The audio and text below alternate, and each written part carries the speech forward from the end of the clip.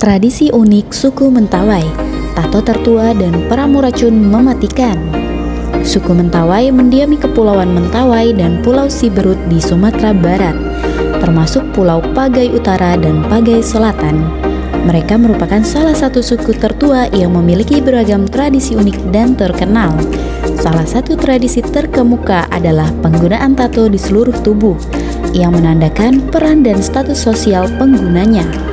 Kebudayaan tato Mentawai yang dikenal sebagai Titi termasuk salah satu tradisi tertua di dunia dan masih dijaga keberlangsungannya di Pulau Siberut. Meskipun sudah jarang dijumpai di beberapa pulau di Kepulauan Mentawai, Sumatera Barat. Berikut beberapa keunikan dan ciri khas suku Mentawai di Sumatera Barat. 1. Seni tato. Suku Mentawai memiliki tradisi tato yang dianggap sebagai tato tertua di dunia. Tato ini telah ada sejak suku ini tiba di pantai barat Sumatera pada kisaran tahun 1500 sebelum Masehi sampai 500 sebelum Masehi atau zaman logam. Berbeda dari pandangan umum bahwa tato berasal dari peradaban Mesir pada tahun 1300 sebelum Masehi, tato bagi masyarakat suku Mentawai memiliki makna keseimbangan. Objek seperti batu, hewan, dan tumbuhan diabadikan dalam tato mereka. Uniknya, proses pembuatan tato di suku Mentawai terdiri dari 3 tahap. Tahap pertama dilakukan pada usia 11-12 tahun di pangkal lengan. Tahap kedua di usia 18-19 tahun di paha. Dan tahap terakhir ketika seseorang dianggap dewasa. Tato bagi pemburu akan mencerminkan gambar binatang tangkapan mereka seperti rusa, monyet, burung, atau babi. Sementara tato untuk si kerei atau dukun Mentawai akan menampilkan gambar bintang, si balu-balu, di tubuh mereka yang melambangkan roh kehidupan. Keunikan yang kedua yaitu menganut kepercayaan Sabulungan. Walaupun mayoritas penduduknya telah memeluk agama Kristen dan Islam, suku Mentawai juga mempertahankan kepercayaan tradisional mereka yang dikenal sebagai Sabulungan.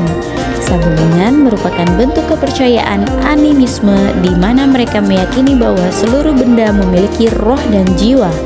Dalam keyakinan Sabulungan, perawatan yang baik terhadap roh sangat penting. Jika roh tidak dirawat dengan baik, maka roh tersebut dapat berkeliaran dan menyebabkan sial serta timbulnya penyakit. Suku Mentawai memiliki kepercayaan yang kuat terhadap benda-benda yang mereka anggap sakral dalam konteks kepercayaan Sabulungan mereka. Keunikan yang ketiga yaitu rumah adat, Uma yang khas. Keunikan berikutnya terletak pada rumah adat suku Mentawai yang memiliki kemiripan dengan rumah adat Sumatera Barat dengan desain rumah panggung yang terbuat dari kayu atau bambu. Suku Mentawai memiliki 3 jenis rumah adat yang umumnya digunakan. Rumah pertama adalah Uma yang memiliki ukuran besar dan biasanya dihuni oleh 3 hingga 4 keluarga. Jenis rumah kedua disebut Lalep yang memiliki ukuran lebih kecil dan biasanya ditempati oleh 1 keluarga saja. Sementara jenis rumah ketiga disebut Rusuk. Keunikan keempat yaitu makanan pokok sagu. Sebagian besar orang biasanya mengetahui bahwa sagu adalah makanan pokok bagi suku-suku di pedalaman Papua. Namun, mungkin tidak banyak orang yang tahu bahwa suku Mentawai juga mengandalkan sagu sebagai bahan makanan utama mereka. Proses pengolahan sagu oleh suku Mentawai melibatkan pembakaran dan hasilnya menjadi bahan makanan sehari-hari mereka. Selain sagu, konsumsi daging hewan juga menjadi kebiasaan di kalangan suku Mentawai. Mereka memakan jenis daging seperti babi hutan, ayam, dan kijang yang mereka peroleh melalui kegiatan berburu di sekitar wilayah tempat tinggal mereka. Tradisi kelima, tradisi Sikerei. Keunikan lain dari suku Mentawai adalah adanya Sikerei atau dukun yang dianggap memiliki kekuatan supranatural dan koneksi yang kuat dengan roh leluhur untuk melakukan penyembuhan. Dalam proses penyembuhan orang yang sakit, si keraih akan menyediakan ramuan obat dan melanjutkannya dengan pertunjukan tarian mistis yang dikenal sebagai turuk. Masyarakat Mentawai meyakini bahwa ketika seseorang sakit, jiwa dari orang tersebut sedang meninggalkan tubuhnya, dan tugas si keraih adalah untuk memanggil kembali jiwa tersebut. Namun, menjadi si keraih tidaklah mudah. Mereka harus melewati serangkaian tahapan yang memakan waktu bertahun-tahun. Diuji baik secara mental maupun fisik, mulai dari kemampuan meramu obat hingga melakukan meditasi untuk berkomunikasi dengan roh leluhur yang disebut Pageta Sabau. Tidak semua orang memiliki kemampuan atau berkeinginan untuk menjadi si keraih. Oleh karena itu, biasanya penunjukan si keraih dilakukan berdasarkan keturunan. Untuk menjadi seorang si keraih, calon harus memenuhi sejumlah syarat, termasuk melakukan upacara pemotongan babi dan ayam. Meskipun si keraih memiliki posisi sosial yang tinggi, mereka tidak memiliki kebebasan sepenuhnya untuk melakukan apapun yang mereka inginkan. Beberapa larangan harus diikuti, seperti tidak boleh makan pakis, babi, bilau, sejenis monyet khas Mentawai, belut, tupai, dan kura-kura. Mereka juga dilarang untuk menggoda istri orang lain dan diharapkan untuk mendahulukan kepentingan komunitas di atas kepentingan pribadi. Ketika ada panggilan untuk menyembuhkan orang sakit, mereka harus meninggalkan kegiatan di rumah atau rumah adat atau di ladang. Tradisi keenam, tradisi kerik gigi. Tradisi unik ini tetap dijaga oleh wanita suku Mentawai, disebut tradisi kerik gigi, menjadi suatu praktik yang mungkin menimbulkan ketidaknyamanan bagi kita ketika mendengarnya.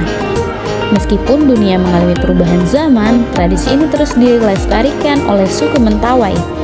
Dalam tradisi ini, wanita suku Mentawai meruncingkan gigi sebagai cara untuk tampil cantik dan sebagai penanda kedewasaan.